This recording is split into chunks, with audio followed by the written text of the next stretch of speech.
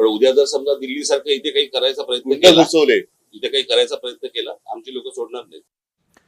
पुढची महत्त्वाची बातमी आपण पाहूयात। वंचित बहुजन आघाडीच्या वतीने आज महाराष्ट्र बंदची हाक देण्यात आली होती। या बंदला चांगला प्रतिसाद मिळत असल्याचं पाहायला मिळत आहे। राज्यातील अनेक शहरांमध्ये सध्या बंद पुकारण्यात आलेला आहे।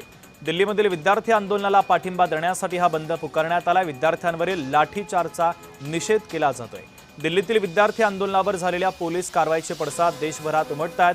वंचित बहुजन आघाडीचे अध्यक्ष प्रकाश आंबेडकर यांनी महाराष्ट्र बंदची घोषणा दिली।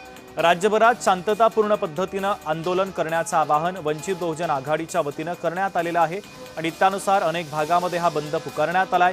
मालेगाव, हिंगोली आणि अमरावतीमधील प्रामुख्याने ही दृश्य आम्ही तुम्हाला दाखवतोय। बंदला प्रतिसाद मिळत असल्याचं पाहायला मिळतं। पुढची महत्त्वाची बातमी आपण पाहूयात। दिल्लीमध्ये विद्यार्थ्यांवर झालेल्या लाठीचार्जच्या निषेधार्थ वंचित बहुजन आघाडीच्या वतीने पुकारण्यात आलेल्या महाराष्ट्र बंदला